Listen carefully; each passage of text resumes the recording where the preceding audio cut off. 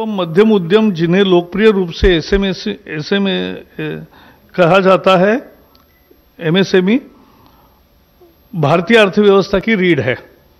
देश भर के विभिन्न क्षेत्रों में चुपचाप काम करते हुए 6 करोड़ से अधिक एमएसएमईज की एक मजबूत और आत्मनिर्भर भारत के निर्माण में महत्वपूर्ण भूमिका है।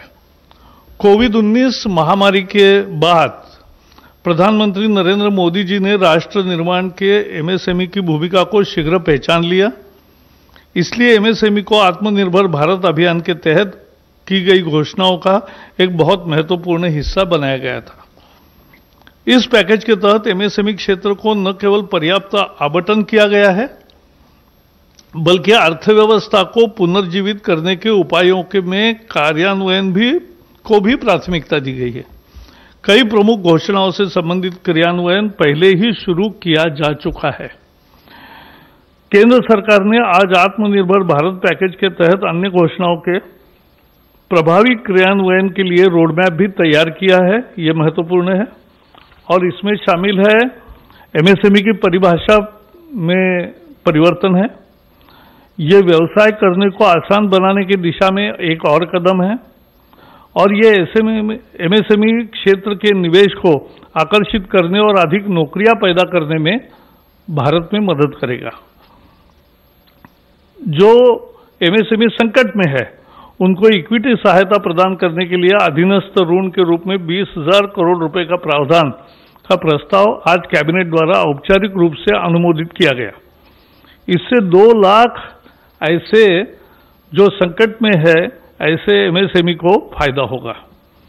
एमएसएमई के लिए 50,000 करोड़ रुपए के इक्विटी निवेश का प्रस्ताव भी पहली दफा हुआ है।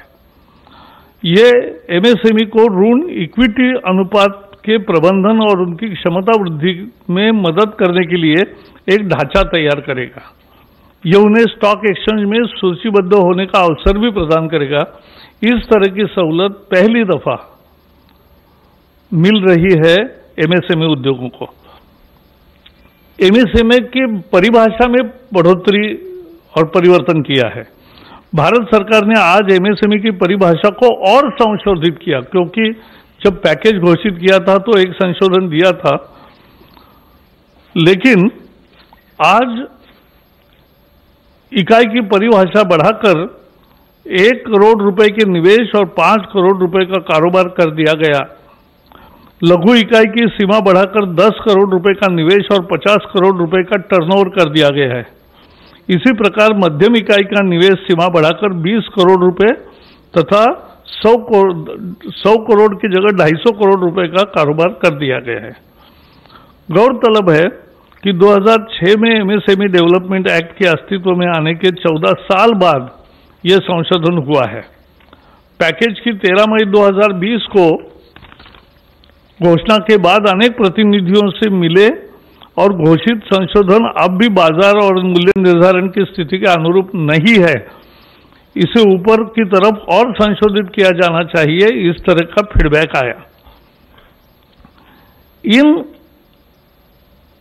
आवेदनों को सुनते हुए प्रधानमंत्री ने मध्यम एवं मैन्युफैक्चरिंग सेवा इकाइयों की सीमा को और बढ़ाने का निर्णय किया।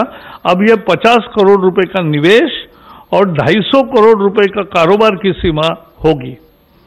यह भी निर्णय लिया गया है कि निर्यात के संबंध में कारोबार को एमएसएमई के इकाइयों की किसी भी श्रेणी के लिए टर्नओवर की गणना में नहीं गिना जाएगा, चाहे वो सूक्ष्म हो, लघु हो या मध्यम हो। शहरी और आवास मंत्रालय ने विशेष सूक्ष्म ऋण योजना शुरू की है। इसके जरिए रेडी पटरी वाले, ठेले वाले, छोटा दुकान जो बिठाते हैं, सड़क पर माल बेचते हैं, उनकी क्षमता और उनका काम चले इसके लिए ज्यादा ऋण उपलब्ध कराने के फैसला किया है। ये योजना लंबे समय तक चलेगी क्योंकि कामकाज फिर शुरू कर सके और अपना जीविकोपार्जन सही तरीके से कर सके। इस योजना के 50 लाख से अधिक पटरी सामान बेचने वाले, ठेला वाले, हॉकर और रेडी पटरी वालों को लाभ मिलेगा। इनके द्वारा क्या क्या बेचा जाता है मालूम है आपको? सब्जी है, फल है, तैयार खाद्य पदार्थ है, चाय, पकौड़ा, ब्रेड, अंडा, कपड़ा, चप्पल, किताब, स्टेशनरी की आपूर्ति, बहुत सारे वस्तुएं यहाँ बेची जाती है, हम खरीदते हैं। इसके अंतर्गत सलून, मोची, लॉन्ड्री और पान की दुकानें भी आएगी। भारत सरकार कोविड-19 के दौरान इनके समक्ष आई परेशानी के प्रति संवेदनशील रही है। इसी के तहत इन्हें तत्क्षण सहयोग हेतु ये ऋण की योजना शुरू की गई है ताकि अविलंब ये अपने व्यापार को गति दे सके। स्थानीय शहरी निकाय इस योजना में क्रियान्वयन में महत्वपूर्ण भूमिका बजाएगा। शायद भारतीय इतिहास में पहली दफा आजादी के बाद ऐसा निर्णय लिया गया है, जबकि फुटपाथ दुकानदारों और रेडी ठाने वालों को, चाहे शहरी क्षेत्र या ग्रामीण क्षेत्र के हो, इस योजना के तहत इन सभी लोगों को, वर्गों को 10,000 रुपए का ऋण दिया जाएगा। इसे वो मासिक किस्तों में अधिकतम 1 वर्ष के अंदर वापस लौटा सकते। समय पर भुगतान करने को वालों को 7% वार्षिक ब्याज सब्सिडी के रूप में लाभार्थी के बैंक खाते में जमा कर दी जाएगा। इसमें किसी तरह का दंड का प्राविधान नहीं है। इस पहल से इन वेंडरों एवं अन्य विक्रेताओं को आर्थिक उन्नयन में मदद मिलेगी। इस योजना के क्रियान्वयन में किसी तरह की कठिनाई ना हो तथा जिन्हें इसका लाभ मिलना है उन तक यह सही ढंग से पहुंचे, इसके लिए मंत्रालय, बैंक एवं स्वयं सहायता समूह की अहम जिम्मेदारी एवं भूमिका तय की गई है। साथ ही इसके क्रियान्वयन में पारदर्शिता रहे, इसके लिए पोर्टल, मोबाइल ऐप भी तैयार किए गए हैं। सशक्तिकरण के लिए टेक्नोलॉजी का उपयोग अन्य काम में भी करने का फैसला हुआ है। योजना के पूर्ण क्रियान्वयन एक वेब पोर्टल के साथ एक डिजिटल प्लेटफॉर्म, मोबाइल ऐप विकसित किया जा रहा है। यह प्लेटफॉर्म विक्रेताओं को औपचारिक वित्तीय ढांचे के साथ एकीकृत करने के लिए it will be yet another financial inclusion, यह आईटी प्लेटफॉर्म मदद करेगा। डिजिटल ट्रांजैक्शन को इससे बल मिलेगा, प्रोत्साहन मिलेगा और क्षमताओं के विकास के लिए भी ये राज्य सरकार एवं अन्य एजेंसियों के सहयोग से शहरी विकास मंत्रालय एक क्षमता विकास एवं वित्तीय साक्षरता का कार्यक्रम भी शुरू करेगा, जो महत्वपूर्ण है।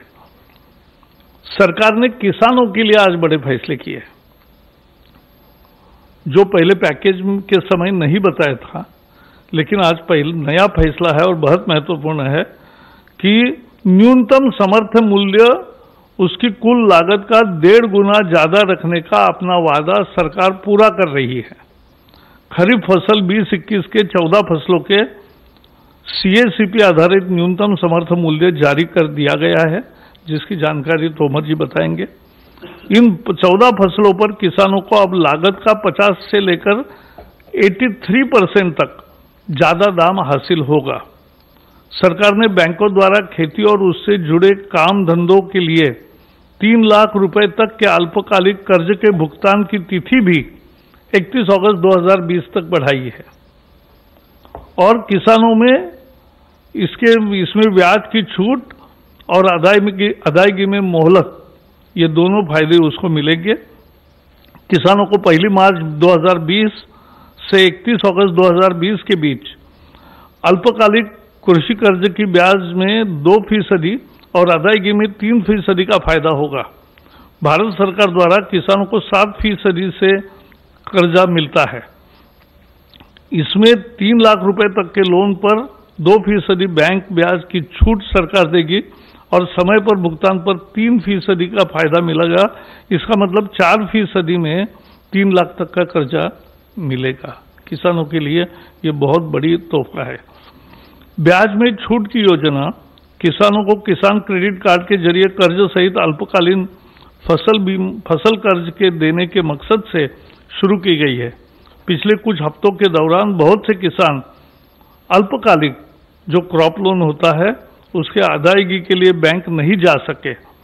इसको ध्यान रखते हुए कैबिनेट ने जो निर्णय किया है उससे करोड़ों किसानों का लाभ होगा। गरीब ही इस सरकार की सर्वोच्च प्राथमिकता है और इसलिए कोरोना वायरस महामारी के दौरान लॉकडाउन की शुरुआत से ही सरकार सबसे ज्यादा गरीब लोगों की जरूरतों को लेकर संवेदनशील रही है। लॉकडाउन शुरू होने के बाद 2 दिन में पहला 1,70,000 करोड़ का पैकेज की घोषणा हुई। 80 करोड़ लोगों को खाद्य सुरक्षा देने से लेकर 20 करोड़ महिलाओं के बैंक खाते में सीधे आर्थिक मदद पहुंचाने तक, गरीब वरिष्ठ नागरिकों, विधवा, दिव्यांगों को आर्थिक मदद देने से लेकर पीएम किसान के तहत करोड़ों किसानों को किस्त के रूप में मदद जैसे कदम उठाए गए हैं।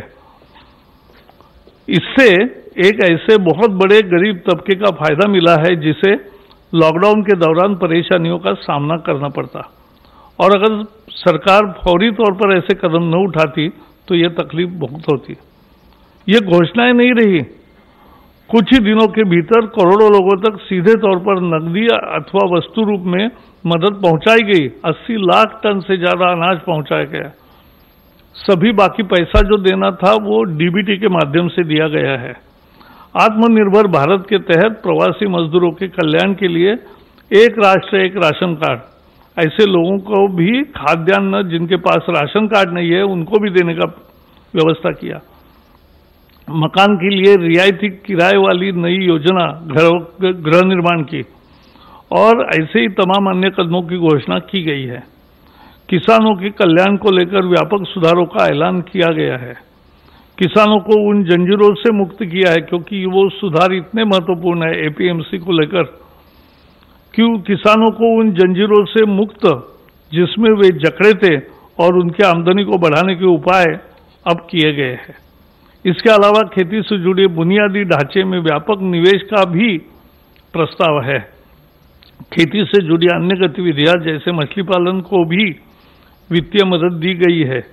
भारत सरकार ने हर मोड़ पर समाज के सबसे जरूरतमंद तबके के साथ एकजुटता दर्शाई और उसकी मदद की है।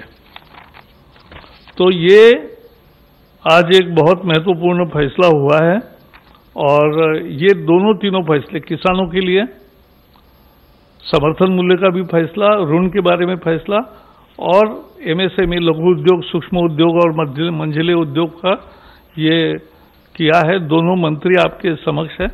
मैं नितिन जी को रिक्वेस्ट करूंगा कि वो बताएं। अच्छा, पहले तोमर जी अपनी कृषि के संबंध में रखेंगे।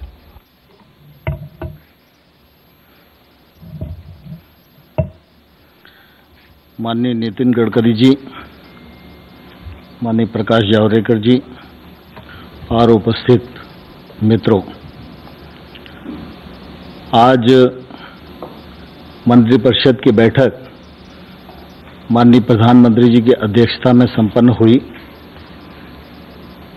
और उस बैठक में विभिन्न मंत्रालयों से संबंधित आम आदमी को राहत और मदद देने की दृष्टि से निर्णय किए गए।